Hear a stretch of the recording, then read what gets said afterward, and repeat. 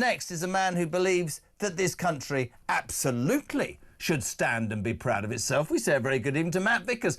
Just a minute, because, I mean, there's jobs and there's jobs. MP for Stockton West, Shadow Minister for Crime, policing, fire, dishwashers that don't work, washing machines, flags that don't fly. Let me tell you how patriotic Matt Vickers is. This is him. This is a viral clip, ladies and gentlemen, enjoying St George's Day. Push the button, my friends, now.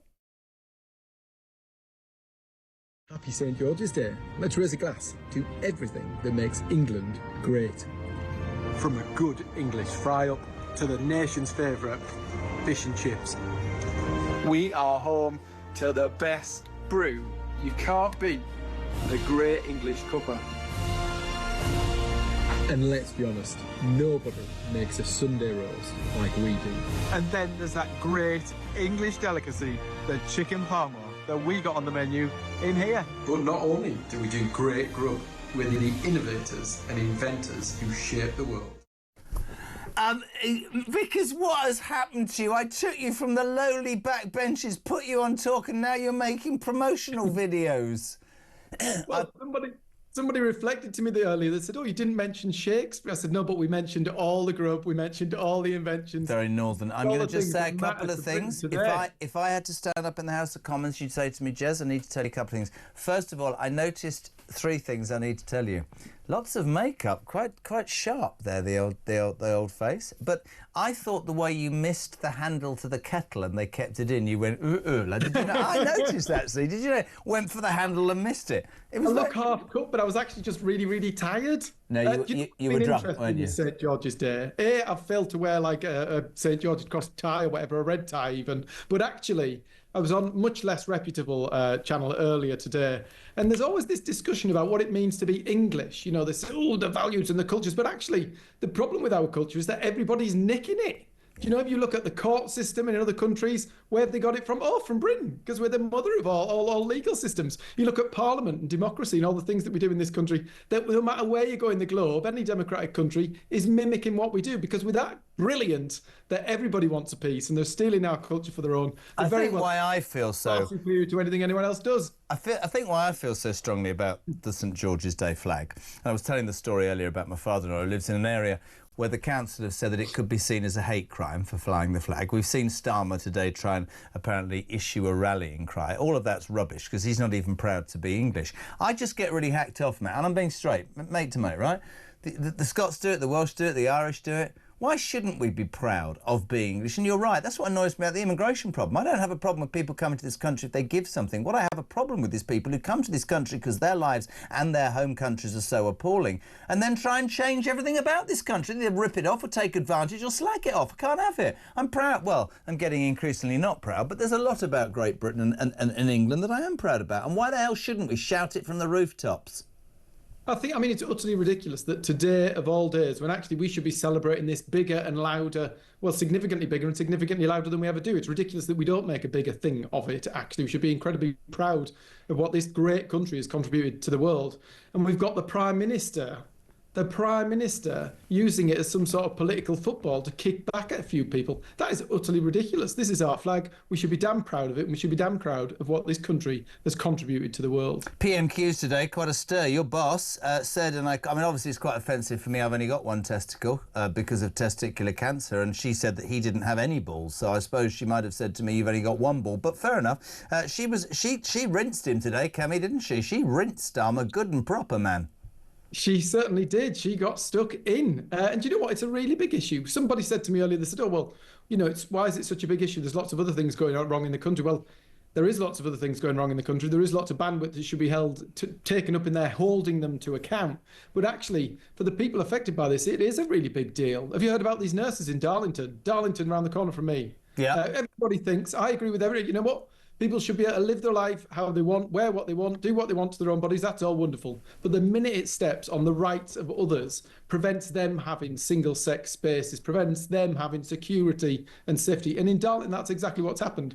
A group of nurses working for the NHS have been told that they do no longer have the ability to have single-sex changing rooms. They have to allow someone who's transitioning or whatever I always get the terms wrong, so I won't even venture there. But They've been told that they can't have that single-sex space to get changed. That is in the NHS, the National Health Service. Mate, I have their union, the flag, well, the wet walkie-talkie crowd at the union said, we're not defending this. We're on their side. But this hearing, this judgment by the Supreme Court creates clarity. It's a fact now. The courts have found it, and you should all get in line because this is slightly embarrassing, though, if you're in another country and you look at the United Kingdom. It's taken 5 years and 5 Supreme Court judges set up by Tony Blair, ironically, to say a woman is a biological woman. I was down, you've been in these studios, I was downstairs with Piers one day and Starmer was in the chair and he said to him, can a woman have a penis? The man that runs this country could not answer that question. The truth of the matter is his party is governed by ideology.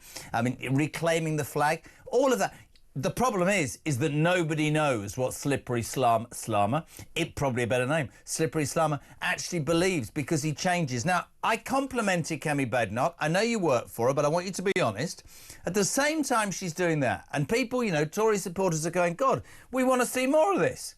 Old Slippery Jenrick's making a speech somewhere else and being caught on the hot mic. So my question to you, and you know what's coming, you won't answer it.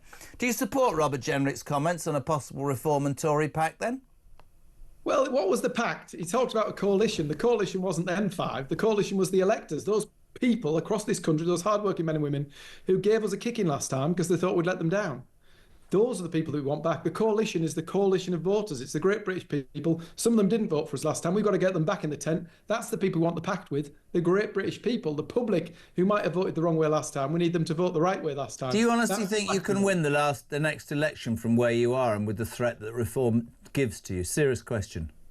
Hell yes. There's a long time to go. We've got a lot to sort out. We've got to get our acts together. But yes, we can, particularly when you see what this Labour government is doing to this country. The number of people let down, whether that be the farmers, whether that be the pensioners, whether that be the people who told they weren't going to pay a penny more council tax and now seeing record levels. Waspy women, farmers, veterans. Waspy women, farmers, veterans.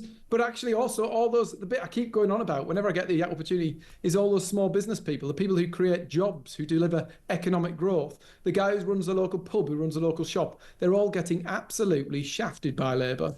They're getting battered on business rates. But I have to say this to you, which you battered on national insurance. If you ever believe that your party can get back into to the forefront of people's minds, you're going to have to answer this question.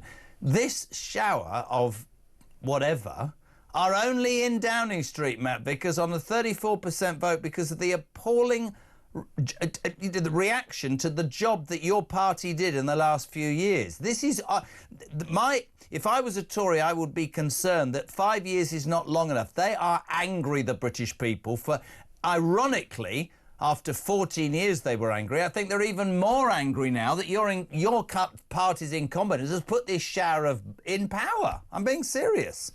Well, the problem is actually you say, can we get back in power? We have to get back into power in 5 years because the country can't last any longer under these. We've got 4 years of this, 4 years of battering the country. We saw today government borrowing up, but worse than that, the news that everybody's missed is the fact that the number of businesses closing in this country is at a record level. It is now at the level it was at during the economic crash of the last Labour government. You know, when the world's finances went pop. Well, it happens all the time. There was go skin. There was go skin. The number of jobs being lost. Yeah. Labour government, you're too young. Labour governments always go skint because they promise everybody everything. The unions then have a stranglehold. They either print money or they give out money, and this country's skint anyway. Adding to that net zero, it's an absolute travesty. Very quickly, crime and policing, that is one of your briefs. I know I'm outspoken.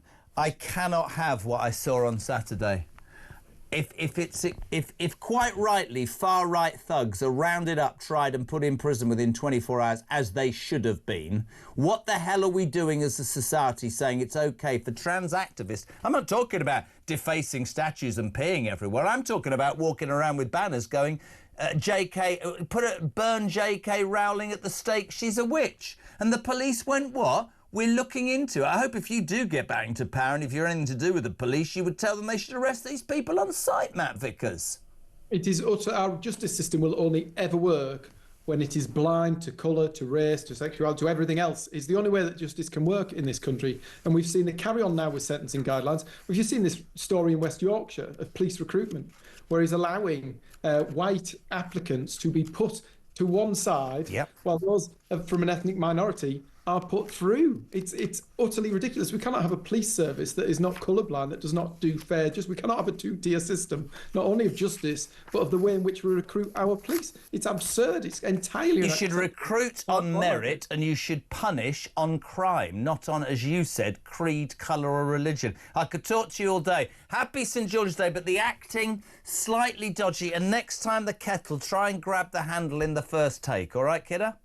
I'll work on it. Good man. Matt Vickers, Tory MP for Stockton West, live and exclusive on Talk Drive.